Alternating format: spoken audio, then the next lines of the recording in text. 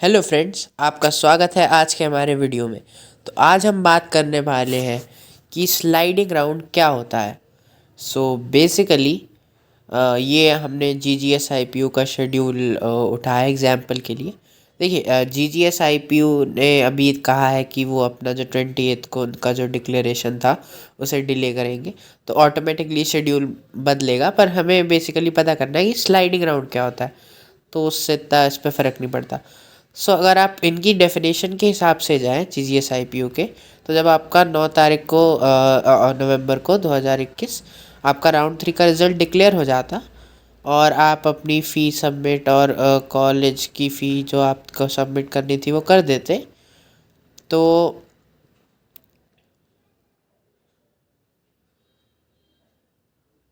9 तारीख के बाद ये देखिए, result of sliding will be declared on 12। Basically जो ये स्लाइडिंग राउंड है इसमें डिफरेंस ये है कि यहाँ पे क्या होता है, जब तीनों राउंड हो जाते हैं तो ये क्या करते हैं, जितनी भी कैटेगरी जैसे दिल्ली में जो रिज़र्वेशन होता है वो होम स्टेट के लिए होता है, उसके अलावा आउटसाइड स्टेट्स के लिए जो कट ऑफ है वो हायर जाती है। उसके अलावा कैटेगरी बेस्ड आपके बहुत सारे रिजर्वेशंस होते हैं, एस सी एस टी का अलग होता है, ओ बी सी का अलग होता है, जनरल का अलग होता है।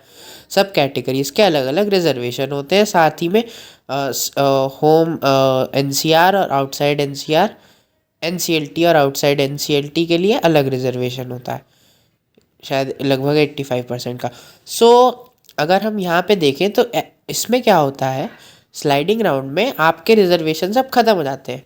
आपका स्टेट रिजर्वेशन भी, आपका नॉर्मल कैटेगरी बेस्ड रिजर्वेशन भी, आप बेसिकली सब एक ही कैटेगरी में आ जाते हैं।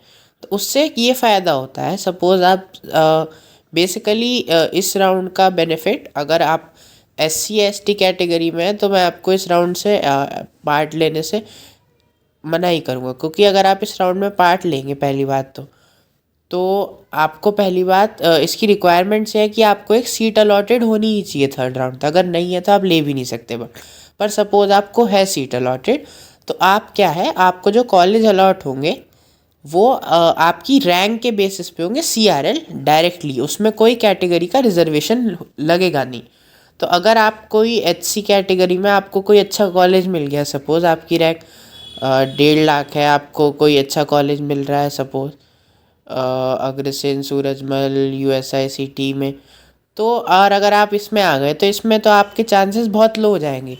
लेकिन अगर कोई जनरल कैटेगरी का स्टूडेंट है, वो पार्ट ले और थर्ड राउंड के बाद कई बच्चे विड्रॉ कर लेते हैं यूजुअली, तो उनका विड्रॉल हो चुका हो, तो आपकी रैंक बेस्ड आपको सीट मिलने के चांसेस बहुत अच्छे हैं।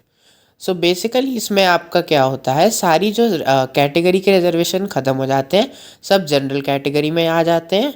आपका जो सिलेक्शन होता है वो basically merit C R L पे होता है आपका। इसमें आपका ना रिजर्वेशन स्टेट का देखा जाता है एन सी एल टी के बाहर और अंदर वाले बच्चों के हिसाब से, ना कैटेगरी पे, सिंपली रैंक पे। तो इसमें आपको फ़ायदा होगा पार्टिसिपेट करने का। तो इसके लिए बेसिकली अगर आपका पुराना शेड्यूल ही फॉलो हो रहा होता तो इसका 12 तारीख को आपका रिज़ल्ट डिक्लेयर हो जाता।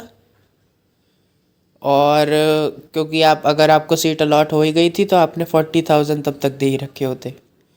अच्छा, जब ये इसका रिज़ल्ट डिक्लेयर हो जाएगा तो इसके बाद आपको स्पॉट राउंड भी होता है, उसके बारे में हम अगली वीडियो में बात करेंगे। तो आपका इस वीडियो से जुड़ने के लिए बहुत बहुत धन्यवाद। आपका दिन शुभ हो। एक और बात क्राइटेरिया के बारे में, कि आपको अपनी जो आपको चॉइस अलॉट हुई है, अगर आपने उसमें फ्रीज कर दिया तो भी आप स्पॉट राउंड में पार्टिसिपेट नहीं कर सकते G G S I P U में। तो आपको अपना फ्लोट पे ही रखना पड़ेगा जो सीट अलॉट हुई है आपको, अगर आपको स्पॉट राउंड में आपको अगर स्लाइडिंग राउंड में पार्टिसिपेट करना है। आपका इस वीडियो से जुड़ने के लिए बहुत बहुत धन्यवाद। प्लीज़ लाइक करें इस वीडियो को, सब्सक्राइब करें हमारे चैनल को और शेयर करें, ताकि आप और आपके अन्य दोस्त हमारे इस चैनल से अपना ज्ञान वर्धन कर सकें। आपका बहुत बहुत धन्यवाद। आपका दिन शुभ हो।